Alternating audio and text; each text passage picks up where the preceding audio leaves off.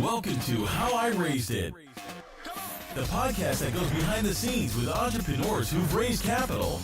We uncover the tips, tricks, and techniques they use to get investors to write a check. Strap in and turn it up.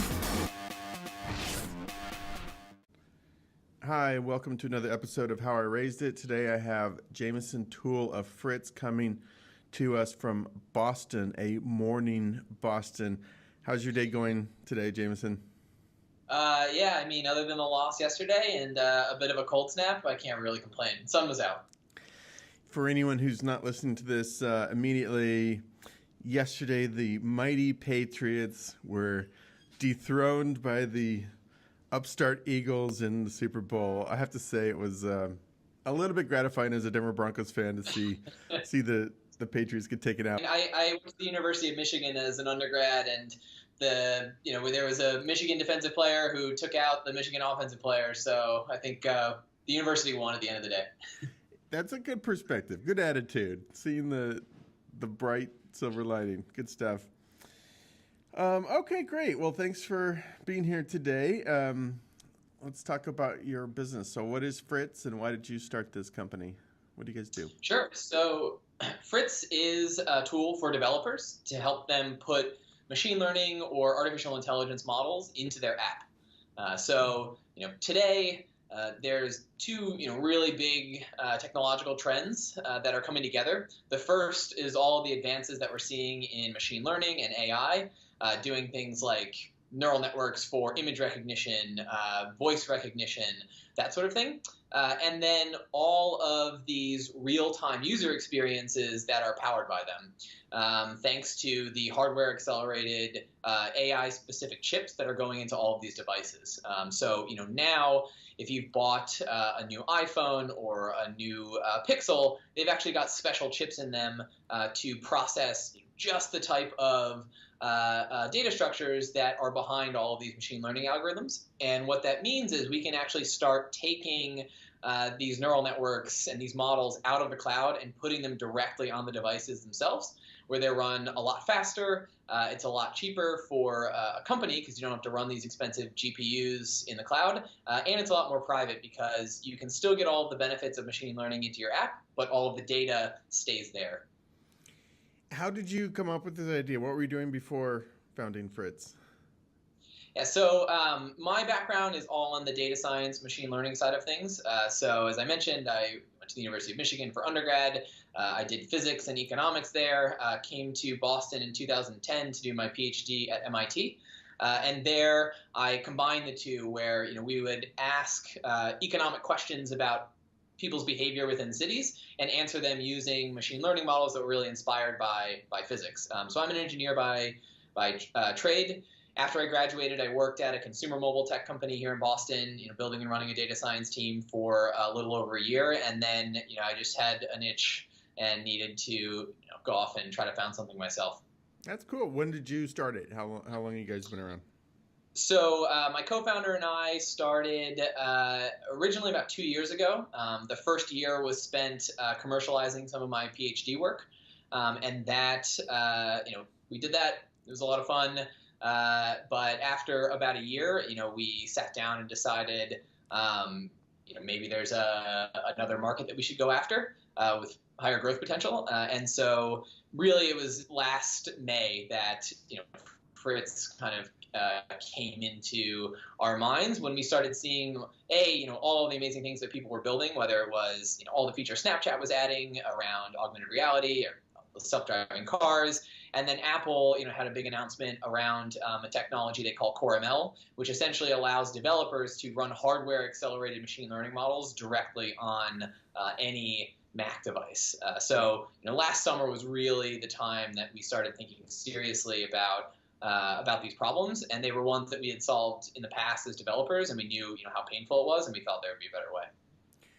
Okay, before we get into the fundraising, which we'll touch on in a second, are your customers entities like Snapchat and Apple, or like who would buy this? So if you're building a mobile app and you want to use machine learning, it will be a better user experience if you put those models directly in the device where they can be run in real time.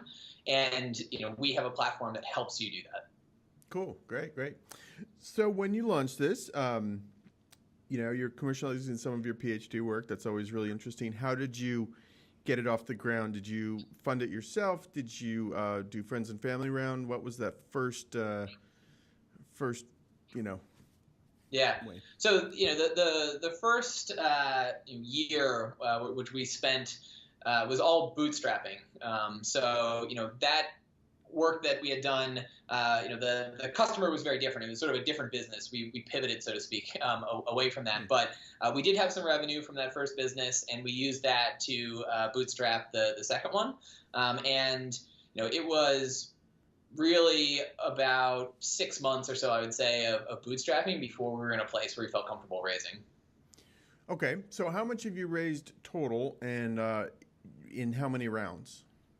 So we have done one round. It was a formal seed round. We raised $2 million from institutional investors, and that was closed. We just announced the funding on January 11th. Oh, great! Congrats. Did you have a lead investor? Was it a price round? Did you have a lead investor, or what was the? Yep. It was a price round. Eniac Ventures out of New York. They also have an SF office. Led the round. Awesome guys. And then Uncork Capital, formerly SoftTech VC out in San Francisco, wrote another large check. And then we had 2 syndicates fill out the round. AngelList syndicates or just offline syndicates? Yeah. AngelList syndicates, yeah. Interesting. Let's touch on those a minute. We'll kind of jump around, but what were the syndicates? Were they focused on AI, or were they just some prominent angels? And so one of them was Hack VC, which is by Ed Roman out in SF, and is a thesis around developer tools, AI, and then there was another angel investor from Boston, which was just through a network of my co-founder. Let's stick on this just for a minute, and then I want to get to your lead investors. With these syndicates, did you already have the lead investors and then go fill out, the last chunk of your round with syndicates, or did they come in earlier? So this is actually a piece of advice, that I would give people, or it's an opinion. I don't know if it's the best advice. We made a point of not trying to fill out the round until we had a lead investor. So some people like to go out and try to build some momentum, build some traction with soft commitments. We had tried that with the first business that we started. So we actually went through 2 separate raise processes, one with the previous business and one with this one. And, in our opinion, you still have to do the same amount of work to get a commitment from, small syndicate without a lead that you do to get the commitment from the big check. And it was just, too much. So with Fritz, we specifically said, let's get a lead investor in place first. We certainly had some conversations with people who didn't lead, but we just politely said, we really like this conversation, but we'll come back to you when we have a lead. Because, you really need the terms before anyone is going to decide if they're in or out. That's really interesting. So did you only target seed funds that are known to lead deals, or how did you kind of establish who to talk to and who not to? Yeah, we just made a big list of, all of the investors between, we pitched people in Boston, New York, and San Francisco. We made a list of institutional seeds. We were pretty narrowly focused on investors that do seeds as their main focus and actually don't do A's. That's another, opinion that we had, which is occasionally larger funds that do A's and B's will write seed checks. But in our experience, there's some signaling risk there because it's sort of expected that investor will then do your A later on. And if they don't, that's a big negative signal to other investors. And so we wanted to make sure that, our seed investors, that's all they did as investors. It also helps down the line in terms of the amount of time that they can spend with you. If you're a larger fund and you've put $100 million into one company and $2 million into another, guess who's going to get most of your time, right? Yeah. And so by sticking with an institutional seed investor, you sort of know that you are top of mind for them. That is all very logical. It makes a lot of sense. Were you actively identifying people who led deals? And if so, how did you identify people who were usually the leading deals? Yeah. So, we made our list of investors.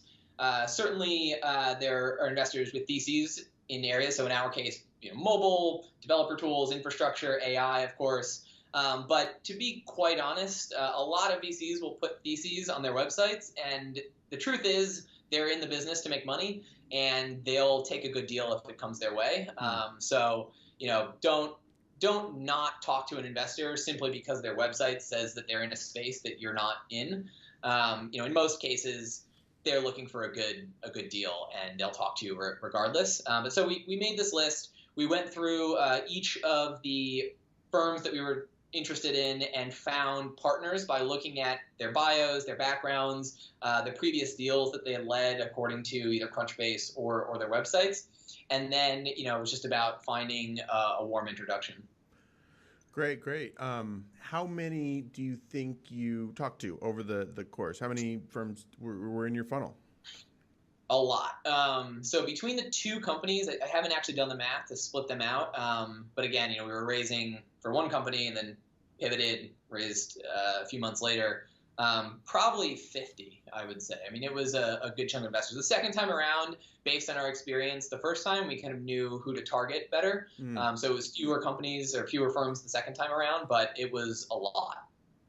Did you go for the ones you pitched for your first company? Did you go back to those same guys and say, hey, we've pivoted, we've got a new thing, hear our story again? Because I find that's often hard for founders to go back to someone that basically told them no previously. Yeah, well, I mean, if you have a problem with getting told no, you're probably not going to have a lot of fun in the startup game to begin with. But in our case, it was actually almost entirely positive. We certainly have to have your story straight, and you should know that the investor might have some questions for you, right? On the one hand, they might be a little bit worried that, hey, you were working on an idea for a year and then you gave up on it, or if they give you money, are you going to be committed? But on the other hand, which is, the story that we told, which was true, was, we had been doing this for a year.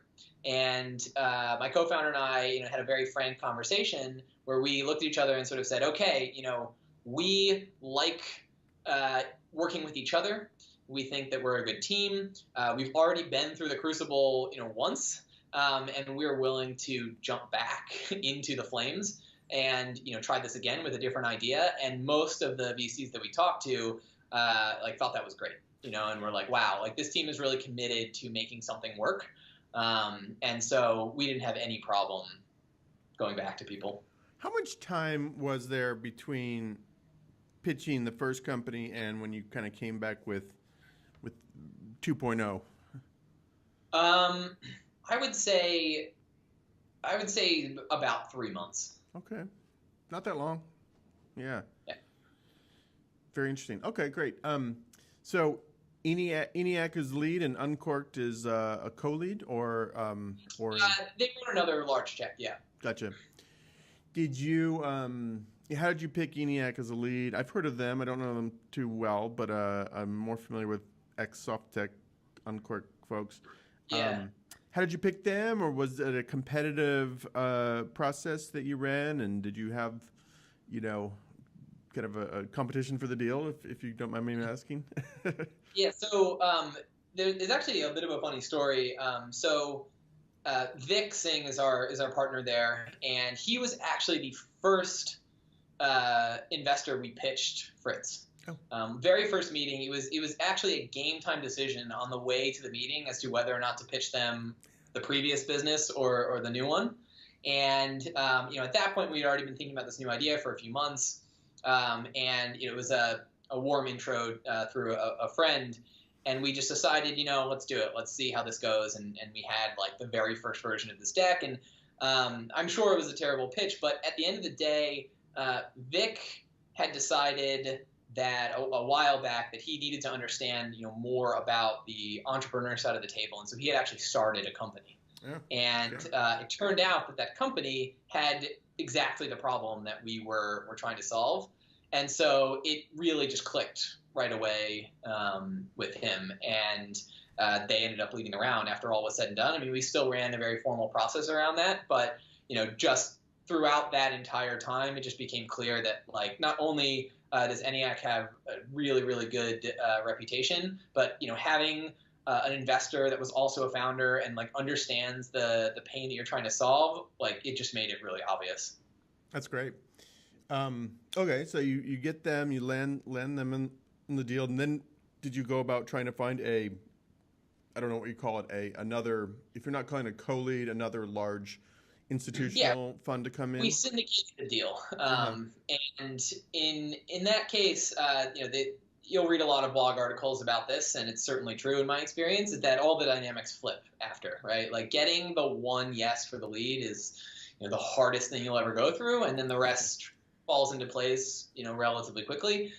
We did a ton of pitches afterwards, but after a firm is in, all the firms have relationships with each other, and they have friendly firms that they like doing deals with. They have firms they don't like doing deals with, and so we got synced up with a lot of them through our lead investor. Now, I would not recommend taking intros or I'd be careful taking intros from investors as you go out and try to network and get into different partners, because again, there's like a signaling risk.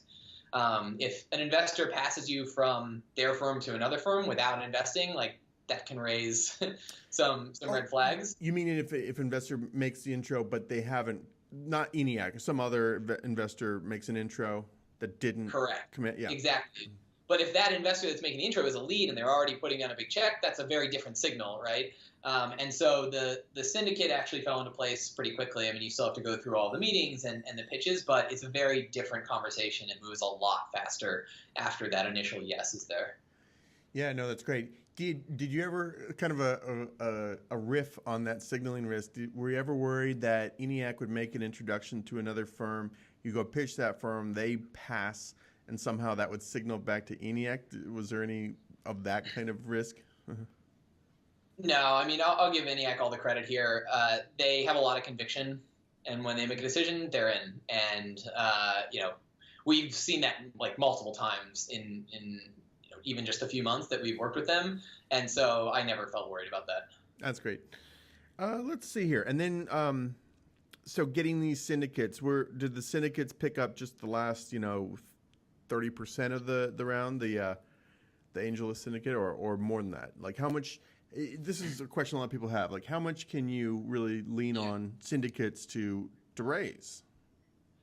I mean, you can lean on them as much as you have time, right? Yeah. And so I don't think anyone would have cared the fraction of the round. It's just a matter of how much time you have. Like again, in my experience, pitching a syndicate for a 50, 100, 150, 200K check is as much work and effort as pitching a lead investor and going through 2 or 3 partner meetings.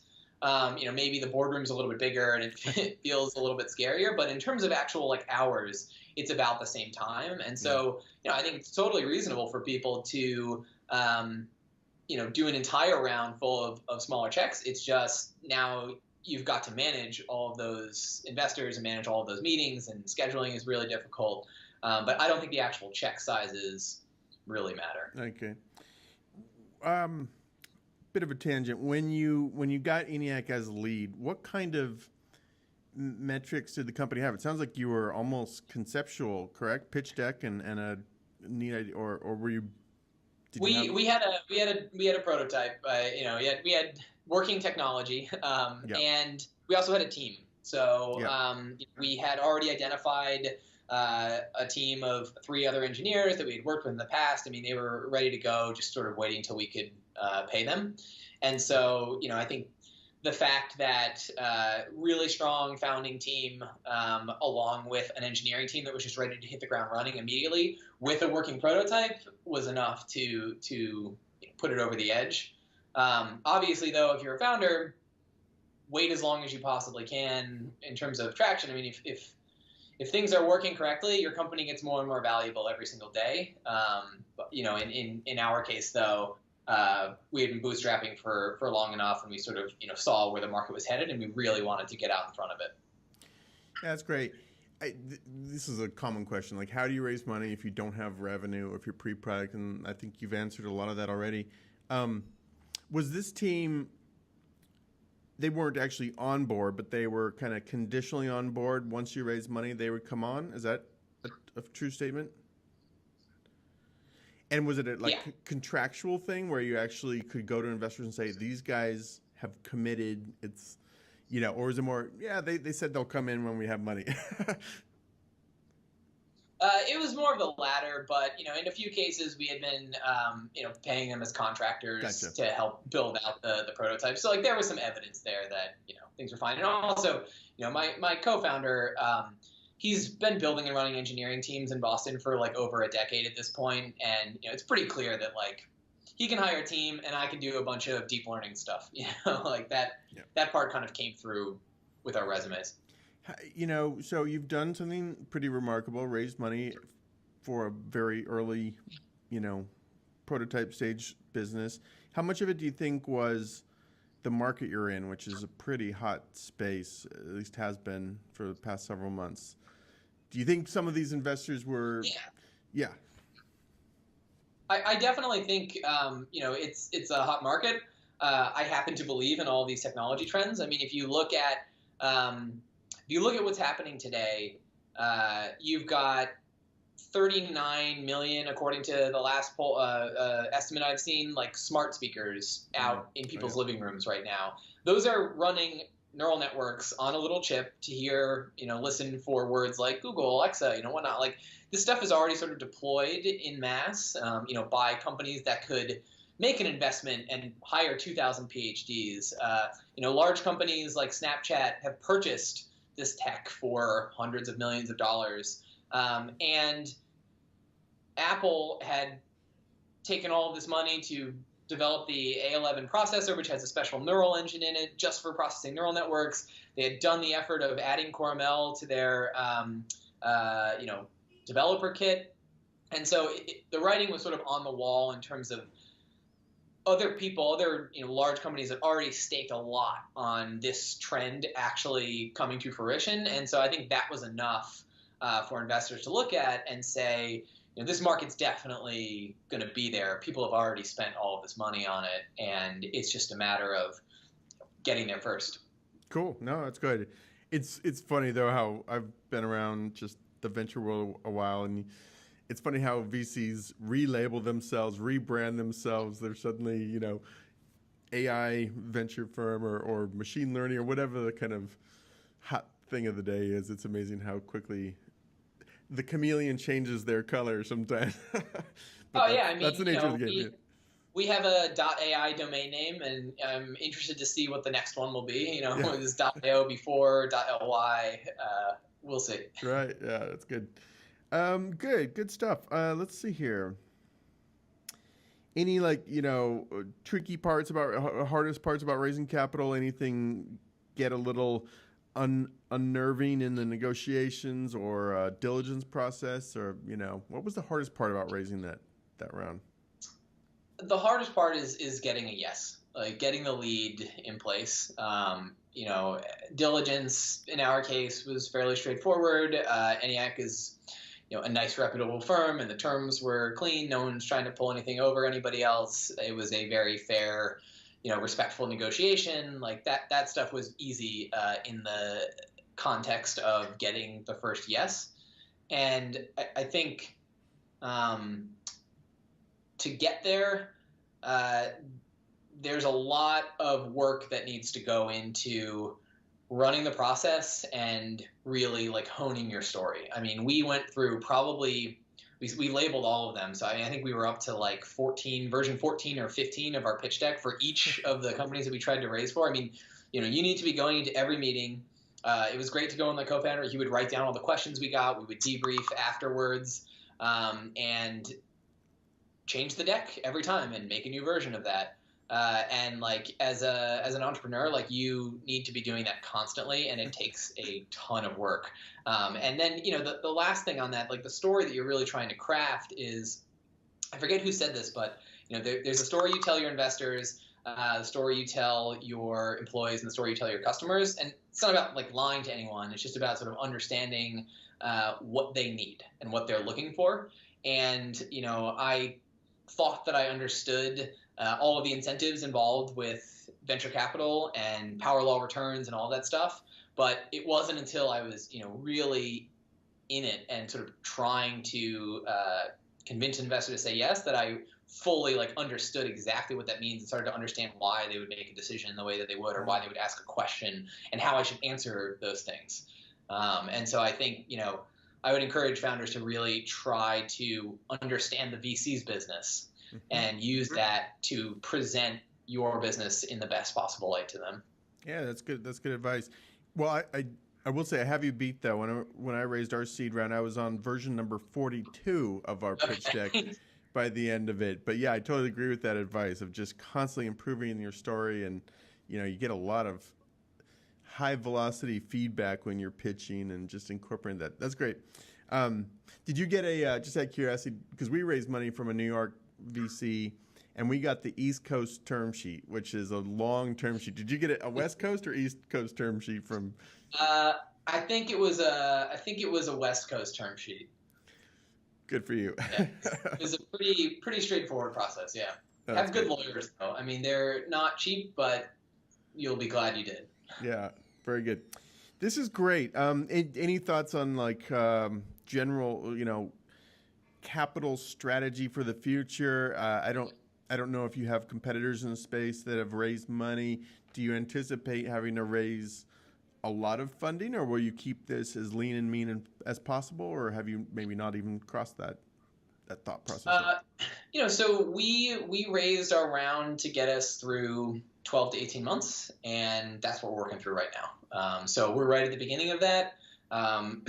We will obviously look to take on more capital if it makes sense, but the goal is to get to a place and raise when we can actually efficiently deploy that capital, right? And we have a plan to get there. We're working on it. But that's the best time to raise, I think, is when you feel like you can actually deploy it, and not just when there's a timeline, or hopefully you don't run out of money before that happens. But are you thinking in terms of when you have a certain level of customer traction, maybe you'll go raise money, or when you're ready to deploy it? What does that mean? So when you have so much traffic that you've got to get other engineers in there to make sure that everything stays up and running, when you have so many requests for features that the backlog just can't get trimmed down fast enough, those, or when you have a marketing channel that's working so well that every dollar you spend is giving you back $3, $4, or $5 in return, those are clearly cases where you should be throwing gasoline on the fire and ramping up. But it's until then, be as lean as possible and keep your burn down as low as possible, and try to find that product market fit. Yeah, no, that's great advice. This is great. So last question, what one piece of advice would you give yourself if you were doing it all over again? Anything? Oh, that's a good question. Don't try to raise money in the summer. And investors will tell you that too, because they're constantly answering your emails while they're on vacation. But the summer, it will take you longer to raise money. I mean, maybe it's just a Boston thing and everyone's out enjoying the nice weather, but it is noticeably harder to track down people for meetings and whatnot in July and August. That's interesting. What month did you end up raising? You said you just announced it in January. When did you? Like September. So okay. we started all these conversations though in June and July, and so we've slogged through the pain. But yeah, it was at one point I was like, I'm gonna rent a boat and just go to Nantucket and find all of these VCs and pitch them there. That would be an interesting strategy. That might make sense. That's good. That's good. Great. Any if people want to check you out, it's just Fritz.ai, right? Yep, Fritz.ai. You can sign up for early access. We also have a community publication called Heartbeat. So if you go to heartbeat.fritz.ai, we post technical guides, spotlights, anything to do with the intersection of machine learning and mobile development. We've got a great contributor program, so we will pay you to write a great post, a guide for other developers to get started with this stuff. So heartbeat.fritz.ai or fritz.ai, learn more about it. Is there any story to the name Fritz? My great grandpa from Germany was Friedrich and the nickname Fritz. What's the where'd you come upon Fritz? It was a 5-letter domain name that we could easily get, and there's definitely an aspect of our tool which helps you figure out what's wrong with your machine learning algorithms when they're out on hundreds of millions of devices, and so hopefully it's easy for people to remember, and we'll make sure your app is not on the Fritz. Oh, gotcha. Yeah, on the Fritz, of course. Yes, good stuff. All right, Jameson, I appreciate your time. Thanks, and wish you continued success with Fritz. Thanks so much. Thanks. Bye.